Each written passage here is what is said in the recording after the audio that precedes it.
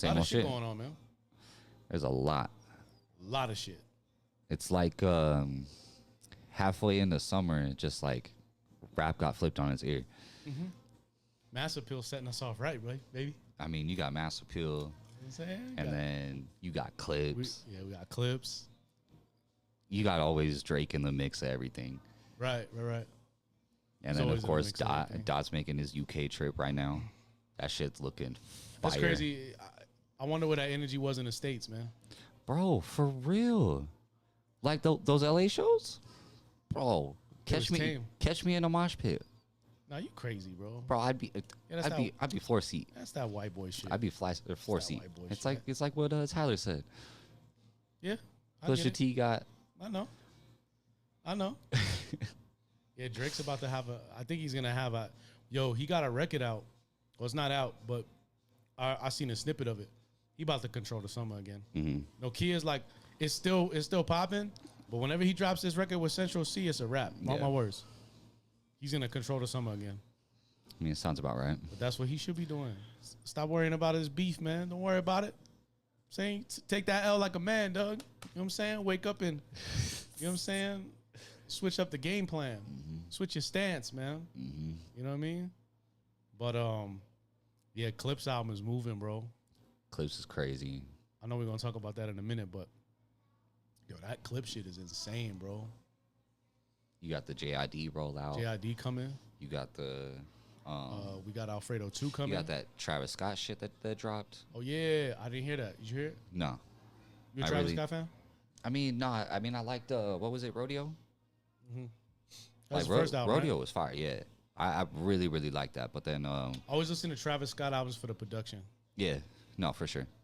I really didn't like Astro World the way that everybody else did. And then This is a compilation, right? yeah, the Jack Boys 1 album, that shit was fire. Who's in Jack Boys? I don't know. I think it's just a Travis Scott collabo album where he I just hear like Don gets like. Tolliver. So is he Travis I'm Scott's pretty artist? sure that I don't think he's part of. He's just part of the crew. Yeah, I just think that it's like literally just like a collective of artists that he just threw together. Like Thug. I don't even know if he put Gunna on the last one. But you know, it's just I don't think it's like a label album. Interesting. It literally just fucking throws some shit together, kind of like the Revenge of the Dreamers, Yeah, it's a comp. where it's like Because he got a label, right? Travis got a label. It's That- like called Cactus Jack or something like that. I don't even know if it's a label. Is it a I label? think it's a label because I know it's a whole like brand. I mean, yeah. I mean, you'd want to brand your label if he was Travis true. Scott. You know what I'm saying? True. I read something too that guess this album was supposed to parlay into some with WWE because I know he did that thing with WWE. But Did you see the merch that he dropped? see, I did see that. Yo, with the Rock and Stone Cold, Yeah, bro, that's this just shit was fire. That's just dope.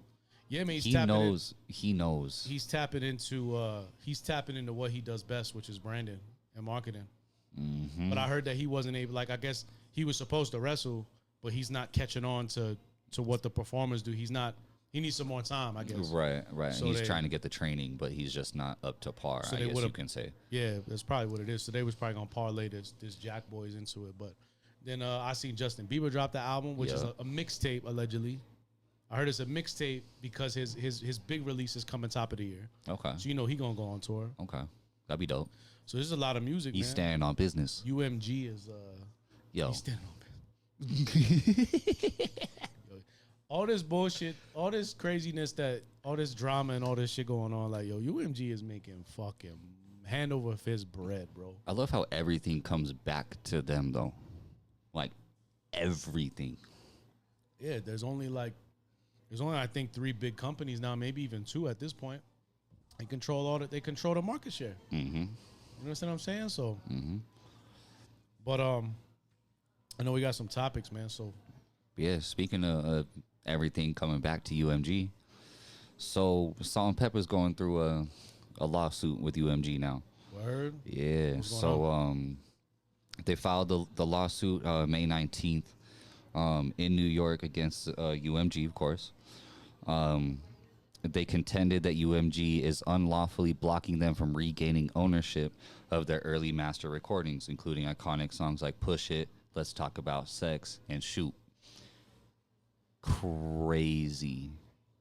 Can't be talking about legendary songs like that where you can't give it back to the artist.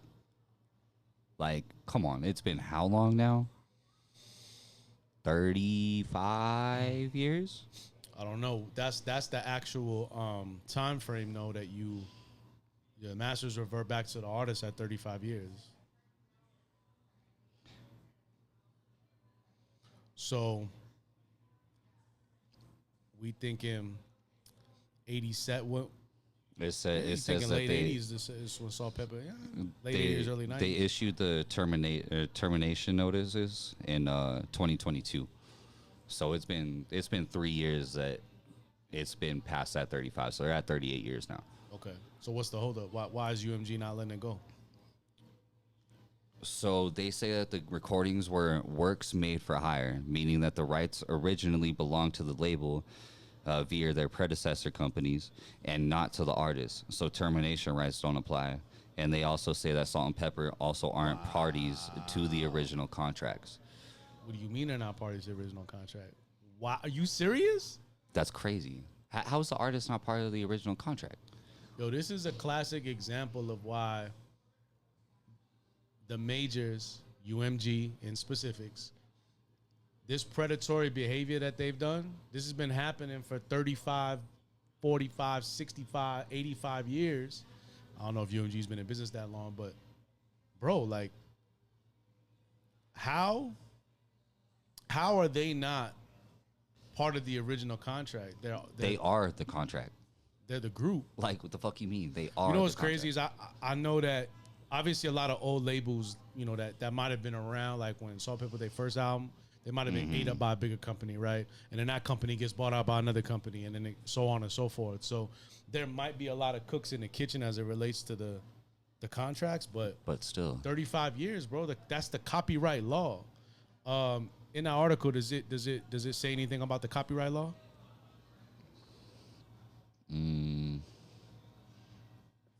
Because there's a specific copyright law that it's literally a law where the Copyright Act of 1976, which allows artists to terminate grants and reclaim rights after 35 years, or 35 years after initial assignment. That's crazy to me, bro. They're literally going against the law. Right. I mean, come on now. Good for them, man. I hope that they prevail because these fucking record labels are so shady, bro. And the other thing too is you got to realize, and I understand that, you know, Salt-N-Pepa was, you know, they was probably young when they did the contract, and who knows what kind of lawyers and legal representation that they had, but it's one of those things for me where it's like 35 years, that reverts back to the artist. That's law, bro. Why is there a holdup? But it tells me something. UMG scared to let that go because of licensing. You see a lot of these old hip hop acts from the 80s. I should say legendary, you know, like Run DMC and you know, Salt-N-Pepa and you know, a lot of those legendary groups. Like, there's a lot of licensing money in that. You know what I'm saying? Like, I go to, you know, department stores, you know, sometimes, and I be looking around at clothes. I be seeing like random logos. I be seeing, you know, Tupac and Biggie, and you know, I be seeing a lot Run DMC. So the licensing's a big thing. So it's Cube's a huge one. So it's like, for Salt-N-Pepa to not have the music to potentially utilize that and catapult them with licensing opportunities is disgusting, bro. They're legendary to not only hip hop culture, but just pop culture in general. Pop culture, yeah, no. You know, those are three beautiful women out here, you know, representing what they felt at the time was going to be the rap of that era, and they haven't reaped the fruits of their labor. You remember when Mom got into Shoop again? Oh yeah. Like, bro, there was, you know, one of her friends that never heard of the song before. It was her last fucking name. Yeah. I was like, the anthem, you know what I mean? That's pop culture. That's like, what, 25 years after the fact? Like, come on, bro. You think early 90s that shit came out. You know what I'm saying? I don't know, man. Shout to Salt-N-Pepa, man. I hope that they get what their just due is, because, like I said, I know sometimes it's a business and I understand it, but there's got to be that equal weight in this. Is that, did you write the rhymes? Did you create the music? No, you didn't. You know, does the label play a part in the success? Absolutely. That's why it's a business relationship. But the problem is in the music industry, bro, is that it's always lopsided. It's always like 80-20 on a label. You paying an artist 20% of what they worth. Like, nah, bro, that shit ain't flying. You know, shouts to De La Soul, man. When they finally got they masters back, I was so happy as a fan, because they had gone through a lot of label drama with Tommy Boy. And when they repurposed their catalog and had the rights and they had their masters, us as loyal fans, we went out there and copped the vinyls, you know, getting 3 Feet and Rising, getting, you know, Bionics and a lot of these Stakes is High. We getting all these vinyls because we love the music. It's going directly to these guys. Salt-N-Pepa needs to have that same opportunity, right? Every hip hop group, every musician, in my opinion, you know, it's like, I know it ain't my wheelhouse or nothing like that, but like, it's not my cup of tea of music. But when I seen Taylor Swift, you know what I mean? When she got her masters, like, good for her, bro. Like, signing these deals sometimes could be the worst thing ever to you in the long run. Short term, it might be cool. It might kind of get you to the next level. But, you know, owning your music and your masters is so important, man. And that's why, you know, a lot of the guys, a lot of crowd we cater to on this channel is that they're up-and-coming artists, or they're just people in hip-hop who might have a family member or a friend who's in the industry, and they say, yo, tune into Vinny's channel. He's schooling everybody on the game, schooling everybody on the music industry. Like, being independent is the way to go. Yes, it's a harder grind. Yeah, it might take you fucking 10 times longer, but build your buzz, man. Invest in yourself. You know, get those opportunities to be able, that when your record pops, if and when your record pops, if you do music the right way, your record's gonna pop. If you know how to create music and curate an experience, you're going to hit it. And when you hit it, it's yours. It's yours, bro. That shit's crazy to me. It's crazy that I thought it was 25 years. So you saying there's 35, or me seeing that's 35, is crazy to me, because there's a lot of albums turning 35 in the next 10 years that I was a part of. You know what I'm saying? And I could only imagine the girls and the guys who have been doing albums for so long, they haven't had their masters. Yo. Still don't have their masters, bro.